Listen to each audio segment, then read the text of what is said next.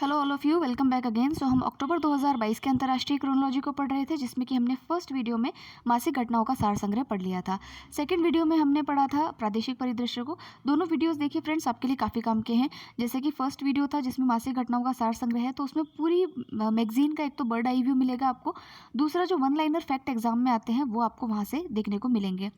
प्रादेशिक परिदृश्य में क्योंकि स्टेट न्यूज़ होती है, तो आपको सितंबर मंथ की जितनी भी न्यूज़ है स्टेट से संबंधित, जो भी आपकी योजनाएं लॉन्च हुई है, कोई आपका फंक्शन इवेंट हुआ है, या फिर कोई भी आपकी पॉलिसी लॉन्च हुई है स्टेट गवर्नमेंट की, वो सभी आपको उस जो है प्रादेशिक परिदृश्य में मिल जाएंगे। तो वो भी काफ़ी इंपॉर्टेंट है। थोड़ा सा वीडियो बड़ा हो गया है क्योंकि मैंने उसको बहुत आराम से समझाने की कोशिश की है और बहुत ही ट्रिक्स और टेक्निक्स भी उसमें डाली है ताकि आपको याद करने में दिक्कत ना आए। और आज का जो वीडियो है वो हमारा अंतर्राष्ट्रीय परिदृश्य के ऊपर होगा, यानी कि इंटरनेशनल न्यूज़ के ऊपर होगा। आरएस की अगर हम बात करें तो देखिए इसमें से क्वेश्चंस आ जाते हैं जब हम मैराथन वाली क्लास लेंगे, क्योंकि मुझे रिक्वेस्ट है कि मैराथन क्लास अपने को पढ़नी है एक। तो मैराथन का मतलब यही होगा कि हम जो है जैसे जनवरी और फरवरी की क्रोनोलॉजी जो है उसको एक में मर्ज करके पढ़ाएंगे, उसमें से जो इंपॉर्टेंट चीज़ें होंगी उसको हम कवर करेंगे, और ऐसे करके हम जो है जो आपका अक्टूबर है उस तक की क्रोनोलॉजीज़ को एक समरी फॉर्म में जो है वो बना करके आपको देंगे। तो उससे क्या है कि हमारा रिवीजन इजी हो जाएगा, प्लस जो इंपॉर्टेंट चीज़ें हैं उसको याद करना भी आसान हो जाएगा, क्योंकि एक एक वीडियो आप देखेंगे तो हम सेगमेंट वाइज वीडियो बनाते हैं तो काफ़ी टाइम लगता है। तो रिवीजन करने के लिए हम जो है वो शॉर्ट वीडियोज़ आपको अवेलेबल कराएंगे, लेकिन एक बार अक्टूबर की क्रोनोलॉजी कंप्लीट हो जाए उसके बाद हम उस पर मूव ऑन करेंगे। और देखिए इस मैगजीन का पीडीएफ मैंने इस बार जल्दी अपलोड कर दिया है, तो हमारे टेलीग्राम चैनल है उस पर जा करके आप जो है उस पीडीएफ को देख सकते हैं। और जो लोग आपको पता ही है कि इस मैगजीन को आपको फिजिकल फॉर्म में खरीदना है ताकि आपको रिवाइज करने में इजी रहे, और जो एड ऑन्स आपको बताए जाते हैं वो आप इसमें नोट डाउन कर सकें। तो चलिए अब हम अंतर्राष्ट्रीय परिदृश्य को स्टार्ट करते हैं। और फर्स्ट जो हमको न्यूज़ पढ़नी है वो एक इंडेक्स के ऊपर है, सूचकांक के ऊपर है, और वो है वैश्विक नवाचार सूचकांक, जिसको कि हम बोलते हैं ग्लोबल इनोवेशन इंडेक्स। यानी कि जो नवाचार का कार्य है, कौन नई चीज़ें कितनी बना रहा है, उसमें कौन सा देश फर्स्ट पे आता है। तो देखिए हर साल ये रैंकिंग निकलती है, 2022 की ये रैंकिंग है, और वीपो के द्वारा इसको निकाला जाता है, इसलिए इम्पॉर्टेंट है। वीपो का फुल फॉर्म है World Intellectual Property Right Organization, ठीक है। और इसमें जो है हर बार टॉप, मतलब अभी तक तो अपन देख रहे हैं तो 12 बार लगातार टॉप किया स्विट्जरलैंड ने, ठीक है। और भारत का अगर आप स्थान देखें तो भारत का स्थान है 48। यही आपको याद करना है, जो यहाँ आगे लिखा हुआ है यही चीज़ें आपको इसमें याद करनी है कि भाई कौन सा सूचकांक किसके द्वारा निकाला जाता है, उसका उद्देश्य क्या है, भारत की रैंकिंग कौन क्या है, और इसमें टॉप किसने किया है। अब देखिए इसमें एक चीज़ और बहुत इंपॉर्टेंट फैक्ट है कि 2015 की अगर हम बात करें तो भारत की स्थिति थी 81st पोजीशन पे, और अभी देखिए कि हम जो है 2022 के अंदर हमारी स्थिति 40th पे आई है। तो ये काफ़ी एक कह सकते हैं कि अच्छी स्थिति है भारत की इसके अंदर, कि इसने इम्प्रूवमेंट किया है। सो देखिए इसमें जो है 132 अर्थव्यवस्थाओं को जो है इंक्लूड किया गया है। और अगर मैं बात करूं कि आपने सुना होगा कि अमेरिका के अंदर सबसे ज़्यादा नवाचार होता है, तो वो बात ठीक है, लेकिन स्विट्ज़रलैंड के बाद में जो नंबर आता है वो यूएस का आता है, यानी अमेरिका का आता है, फिर स्वीडन, और फिर यूनाइटेड किंगडम्स, और बाद में जो है नीदरलैंड्स का आता है। इतने नाम आपको याद नहीं रखने, बस आप ये ध्यान रखिएगा कि जो नवाचार वैश्विक नवाचार सूचकांक है, ग्लोबल इनोवेशन इंडेक्स है, उसमें टॉप पे स्विट्ज़रलैंड है। और भारत की रैंकिंग की अगर बात करें तो वो जो है वो 40th रैंकिंग जो है वो भारत की है। तो अभी देखिए अगर एक चीज़ और इसमें ध्यान रखिएगा कि 2021 के अंदर जब रैंकिंग आई थी तो हमने पढ़ा भी था इसको, तो उस समय 46 रैंकिंग थी और अभी 40th है, ठीक है। तो यानी कि इम्प्रूवमेंट काफ़ी अच्छा किया है, तो हम 6 स्थान से इसमें इम्प्रूव हुए हैं, तो ये भी काफ़ी इंपॉर्टेंट बात है। ये तीनों मैंने इसलिए बताया कि स्टेटमेंट में आपको 3 सेंटेंस दे दिया जाएगा और फिर पूछ लेंगे, तो आपको सही और गलत पकड़ना होगा उसमें, तो वहाँ पर इस तरीके की चीज़ें जो है वो काम आती है। फिर देखिए नेक्स्ट जो सूचकांक है वो है आपका HDI, यानी कि ह्यूमन डेवलपमेंट इंडेक्स। इस पे यूपीएससी के अंदर क्वेश्चन आ चुका है ऑलरेडी प्रीलिम्स के अंदर। तो देखिए सबसे पहले इसको यूएनडीपी यानी यूनाइटेड नेशन डेवलपमेंट प्रोग्राम के द्वारा लॉन्च किया जाता है, बनाया जाता है, और इसके अंदर मानव विकास को लेकर के रिपोर्ट बनाई जाती है, जिसके आधार कई सारे हैं। आधार में क्या क्या है, जैसे कि जीवन प्रत्याशा, सवाल यही था कि आधार जो है मानव विकास सूचकांक को कैलकुलेट करने का आधार क्या है। तो देखिए जीवन प्रत्याशा है, जिसको हम लाइफ एक्सपेक्टेंसी कहते हैं। स्कूली शिक्षा के औसत वर्ष है, यानी कि एवरेज स्कूलिंग ईयर्स पूछते हैं, देखते हैं वो लोग। फिर स्कूली शिक्षा के अपेक्षित वर्ष और प्रति व्यक्ति सकल राष्ट्रीय आय, ठीक है, पर कैपिटा जो उसकी ग्रॉस इनकम है वो। तो ये इसके संकेतक हैं, और इन संकेतकों को लेकर के जो है वो प्रश्न पूछा गया था। फिर देखिए इसके अंदर भी टॉप जो है वो स्विट्ज़रलैंड ने ही किया है, तो ये भी काफ़ी इंपॉर्टेंट बात हो जाती है कि दोनों ही जो इंडिकेटर्स है उसमें स्विट्ज़रलैंड जो है वो टॉप स्थान पर आता है। फिर इसमें देखते हैं भारत की स्थिति क्या है। तो यहाँ देखिए आप कि 2021-22 मानव विकास रिपोर्ट में भारत को 191 देशों में 132वां स्थान था। 191 के अंदर 132वां स्थान दिया गया था। भारत इस सूचकांक में विगत वर्ष में 131वें स्थान पर था, यानी कि 2020-21 के अंदर जो है इसका स्थान जो था वो 131वां था और अभी 132वां है। और स्कोर की अगर बात करें, क्योंकि देखिए ये जो सारी चीज़ें हैं इसमें जो सूचकांक है, सॉरी जो वो आधार है, उन आधारों का कुछ ना कुछ इनका स्कोर जो है वो कैलकुलेट किया जाता है। तो अगर स्कोर जो है वो भी आपको याद रखना चाहिए। स्कोर जो है वो भारत का 0.633 जो है वो रहा है, ये इसका स्कोर है। तो इस आधार पर भारत को मध्यम मानव विकास श्रेणी के अंदर जो है वो रखा गया है। किसमें? मध्यम मानव विकास श्रेणी के अंदर जो है वो भारत को रखा गया है।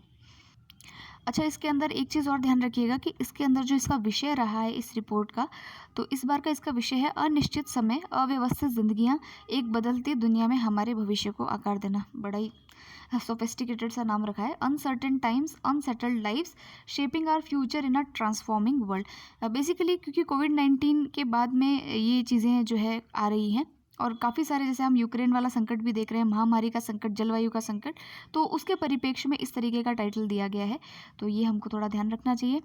फिर देखिए कि जीवन प्रत्याशा के अंदर भी जो है गिरावट दर्ज की गई है। वो तो ऑब्वियसली देखने को मिलती ही, क्योंकि जो ग्लोबल हमारे यहाँ पर पेंडेमिक आया था, तो उसे यहाँ पर देखिए, यहाँ पर लिखा है कि 2019 में 72.8 से 2021 में 71.4 जो है लाइफ एक्सपेक्टेंसी के अंदर जो है वो गिरावट आई है। तो इतनी चीज़ें हमको इसमें पढ़ लेनी है। भारत का स्कोर मैंने आपको बता दिया है, भारत का स्कोर है 0.633 और उसके साथ में भारत की रैंकिंग जो है वो 132 है। इससे पहले कौन सी थी? तो 131 इसकी रैंक थी।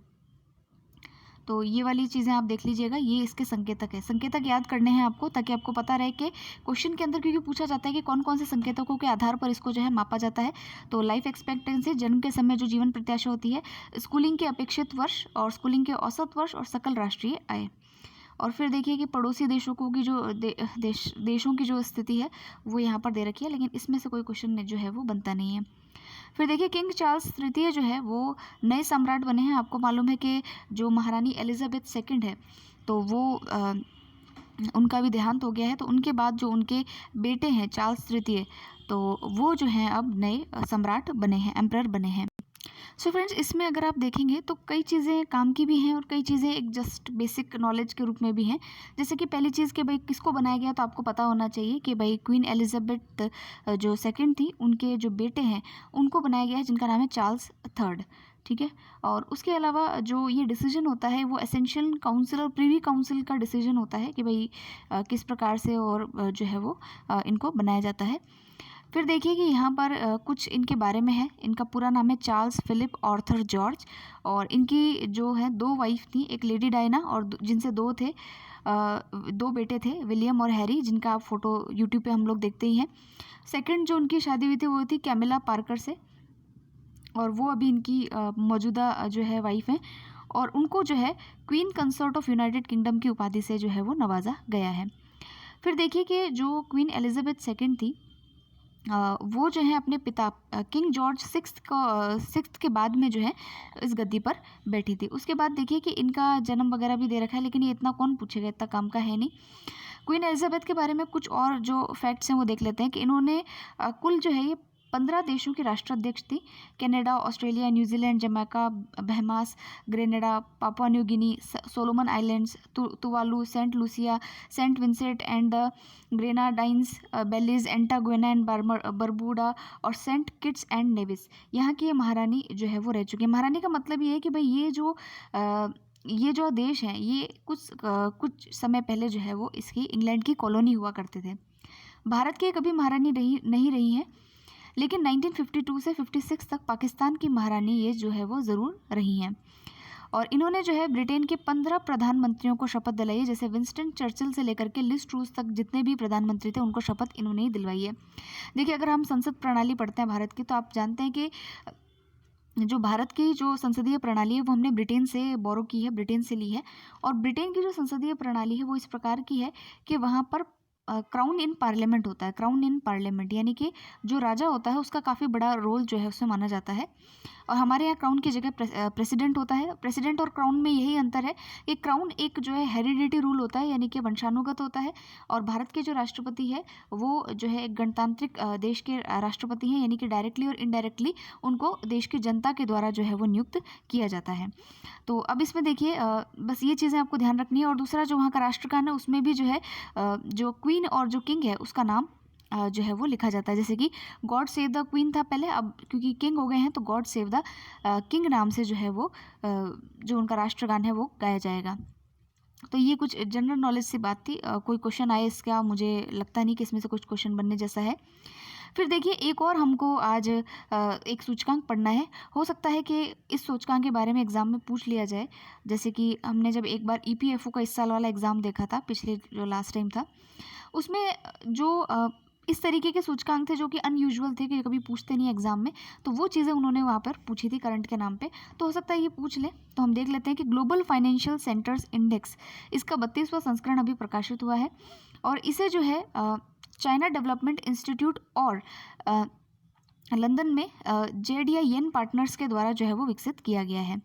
अब ये जो GFCI जो है ये 32 विश्व भर के 119 वित्तीय केंद्रों के लिए भविष्य की प्रतिस्पर्धा और रैंकिंग का मूल्यांकन जो है वो प्रदान करता है। तो जो फाइनेंशियल इंस्टीट्यूट्स होते हैं, वित्तीय संस्थान होते हैं, उनके लिए ये रैंकिंग और उनका मूल्यांकन जो है ये प्रदान करता है।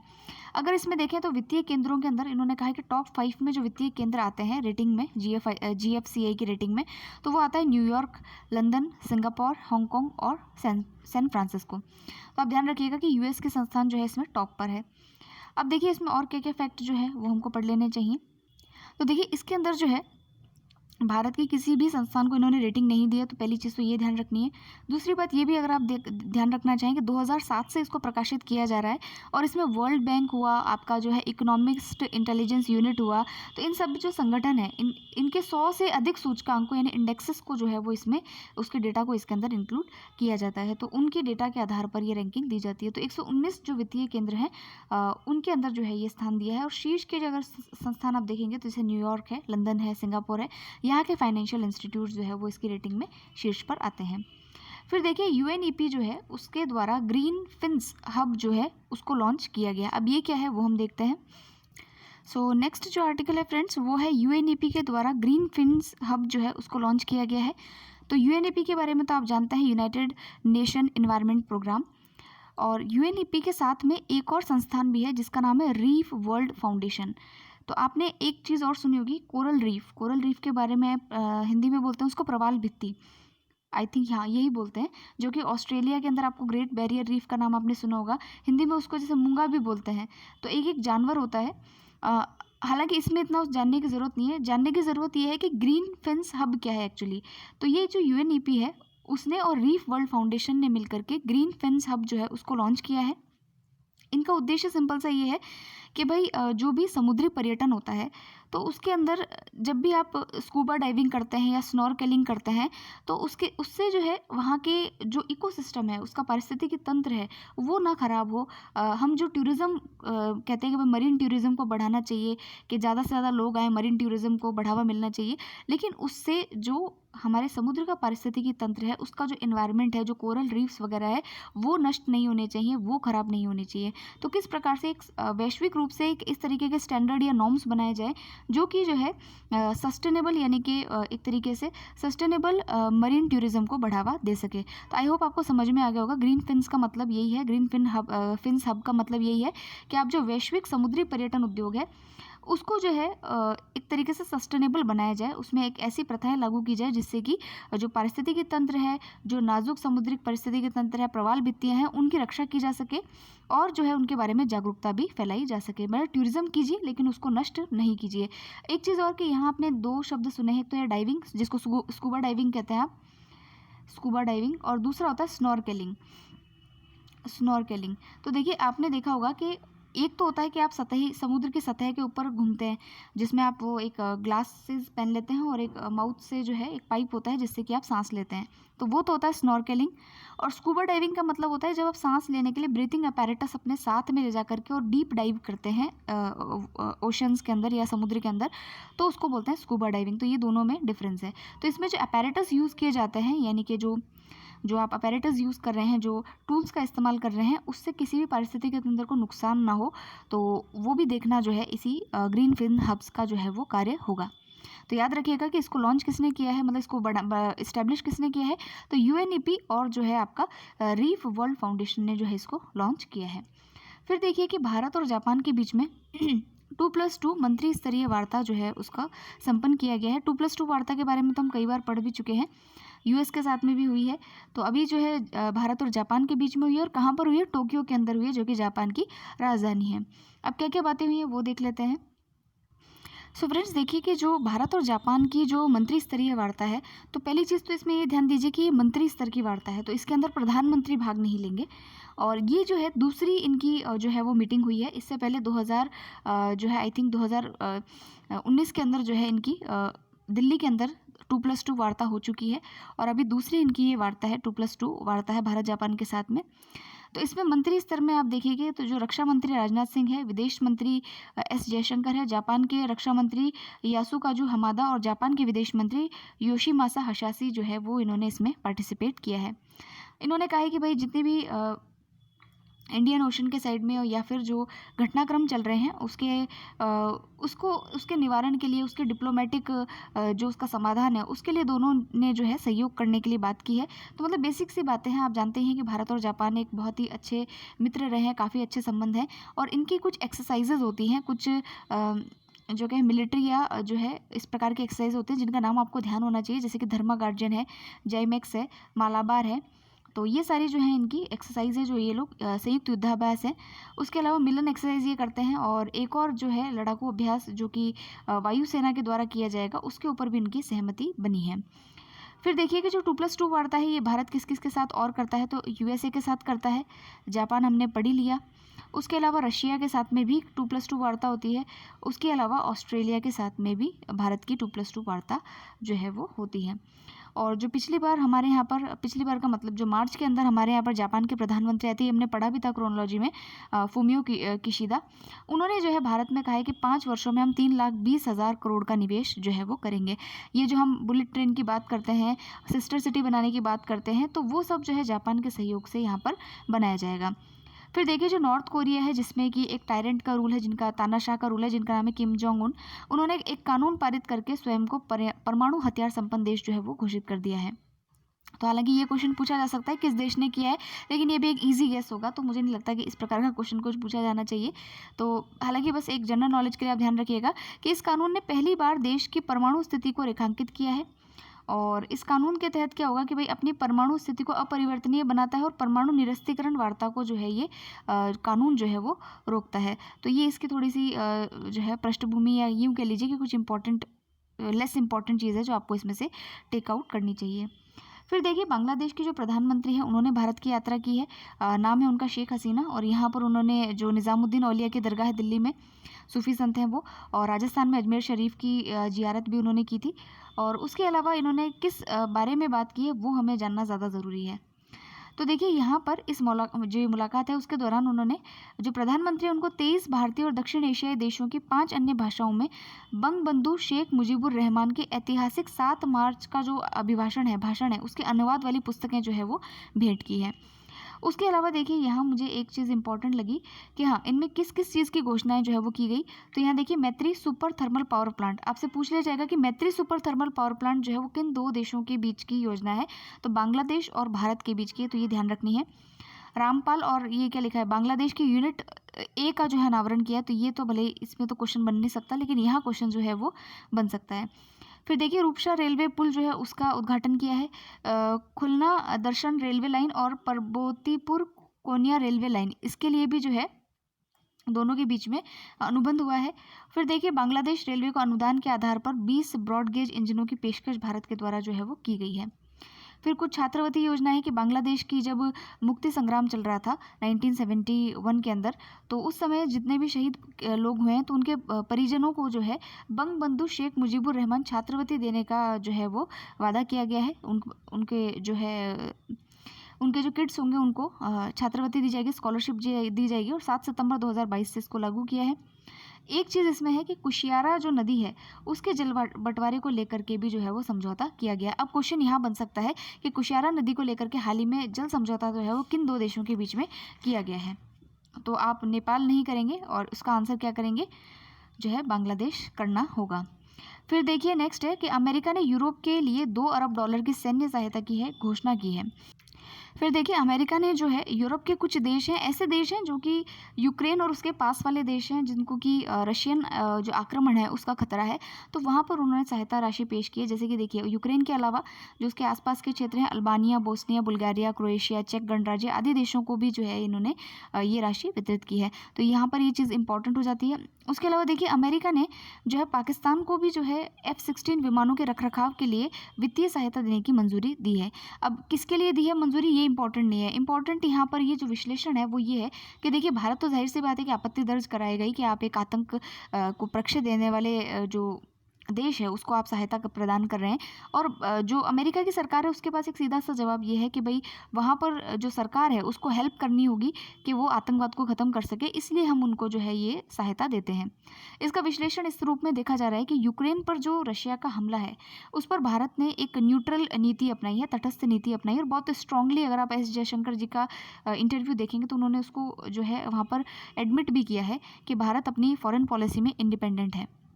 यही बात जो है पाकिस्तान के प्रधानमंत्री ने बोल दी तो उनका काफ़ी वो आलोचना की गई थी, लेकिन ये बात सच है कि भारत अपनी विदेश नीति में काफ़ी हद तक जो है विदाउट इन्फ्लुएंस जो है वो कार्य कर रहा है।